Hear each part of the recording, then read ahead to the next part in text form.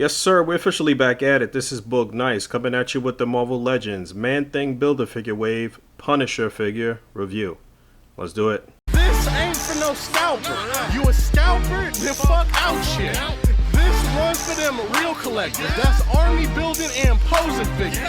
Marvel Legends, imports, mini matey I'm fucking with.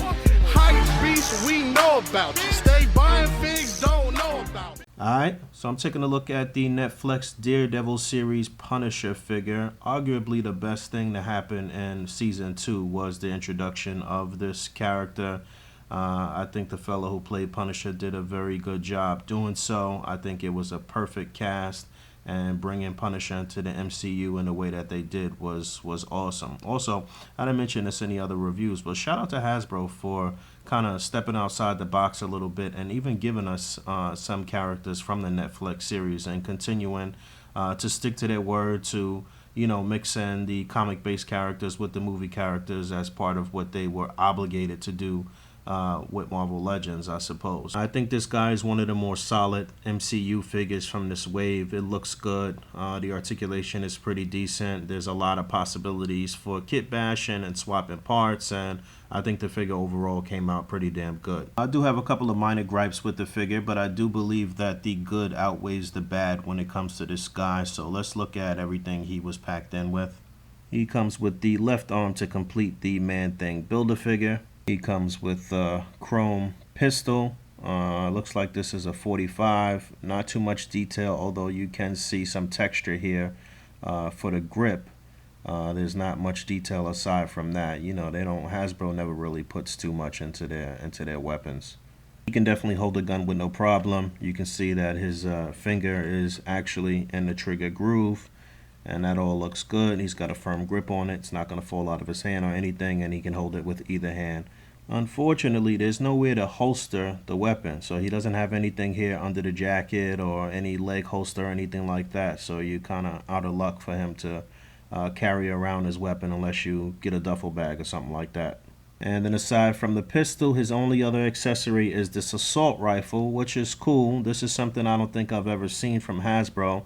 And the assault rifle has the grenade launcher attached to it. I believe that's what that's supposed to be.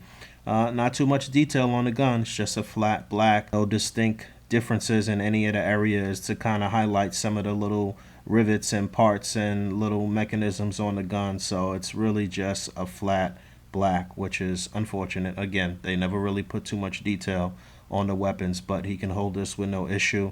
And I do like the fact that this is a weapon that I don't think we've received before. And yeah, he can grip the gun with both hands without an issue. That looks pretty military-esque. You can probably get it up to his eye and get him kind of aiming through if you take a little time with the articulation. But I'll go over the articulation, some of my gripes with that in a second. Let's look at some details on the deco. Real quick, let's just take a look at the head sculpt, which I think they did a pretty good job on. I wouldn't say that it's spot on, but I will say that it's very recognizable to the character, and I do think they did a pretty good job. The hair looks good. The little 5 o'clock shadow looks good. He's got a little scar across his nose. I do think that they did decent, better than some attempts in the past. I do like this head sculpt overall. I think the jacket looks very good. It's a soft material. Obviously this is removable. I guess I'll get this off in a sec to see what everything is looking like under there. I haven't removed it just yet, but I do like the jacket. You can see the button loops here and a couple of different folds and creases in the jacket. They did okay. I don't think they really matched up the texture or the color of the sleeves of the jacket to this part of the jacket, but it's good enough. It's black. You're going to be having my man in some shadows and doing some different things with playing with shadows and lighting and stuff like that, I guess, when you're in your displays. Underneath here, I think this body armor, this is supposed to be a bulletproof vest with just the Punisher logo painted on it, if I'm not mistaken. I think this could have been a little more bulkier. I mean, I guess unless he's got a really good expensive vest that's not too bulky, maybe. But you can see his belt here, and you can see some of the loops on the belt, and you can see his pants, and they do look like some military pants. You can see a lot of creases and folds and stuff in the pants. I think they probably could have put a little more detail on these pouches or the pockets on the pants, but I do like these legs. I can see these legs being used again and again. People might try to swap them out. The boots probably could have had a little more detail on them, similar to what I said about the Daredevil figure, but you can see the laces here. The treads on these boots look better than Daredevil's to me. And, you know, they do look like combat boots. They look like military boots. The skin tones match up, the face and the hands. And I'm pretty sure you can pop these hands out. Let's see. If you have other characters that are Caucasian, I guess you could probably do some different hand swaps with this guy. So the hands can pop off. The jacket can come off. Obviously, you can repurpose that and do what you want here. This looks kind of weird. I don't know what happened there.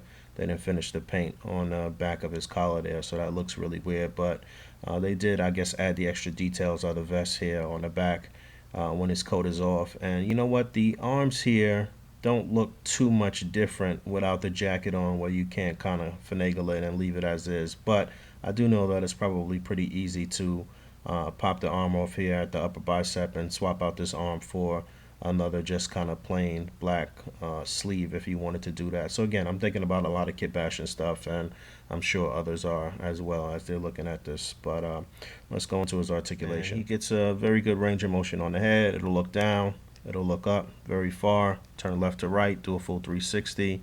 You get a little bit of pivot on there, so nothing is hindering his head or neck articulation, so that's good.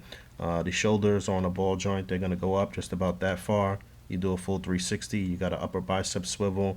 It's pretty much just a single jointed elbow, and that's one of my gripes here, but it will rotate on that joint as well.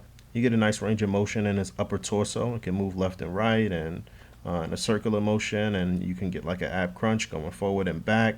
And then you also get waist articulation too, which is cool. And this is something that they will do for the male figures, but for whatever reason, they won't do it for the females. You get a T-joint at the hip, and the legs are going to go up that far. Punisher can actually do a decent split. Upper thigh rotation. You do get a double jointed knee. You get a hinge on the boot here. You get a nice pivot. Unfortunately, there is no cut here where you can turn the boot at the upper boot or anywhere at the shin or anything like that. So that's unfortunate, and that's another gripe of mine. I wish that was another point of articulation. Same thing on both sides as far as the arms is concerned. One thing that I do really like about this is Hasbro has seemed to figure out how to do jacketed figures and get their arms to rest at the side. So that is very good, that you can get them in a nice relaxed vanilla pose without his arms looking really awkward and stupid. Now let's go through a few size comparisons and some swaps, I suppose. But here he is next to his co-stars from season 2 of Daredevil, and Punisher appears to be the tallest out of the three, as he should be. I believe that height difference is right. I don't know, correct me if I'm wrong in the comments. Some of you will be down there Googling everybody's height. Here he is next to some other Punishers. You got the Walgreens Punisher on the left. Again, those are some swapped out boots from the Series 4 Punisher on that guy, but I do believe he's still about the same height as the stock version of the Walgreens Punisher. And on the far right, you have the return of the Marvel Legends Punisher. I forget what wave he was part of or associated with, what Build-A-Figure wave. Let me know in the comments. Can't remember off the top. But you can see Hasbro's come a long way with that body mold on that Punisher on the far right is so terrible. This is one of the worst things that they kept reusing and reusing. And you can see the arms can't go down to the side, and it looks really stupid.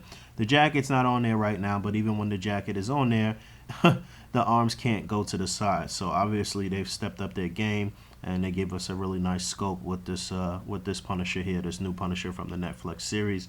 Let's see what happens with some head swaps on him. Also, here's the old jacket. I do like the length of this one, but it's not, the material is not as soft as this this new jacket. It's just a better jacket all around. This collar looks very silly to me. This one looks a little more modern. It looks better, so they definitely stepped it up here.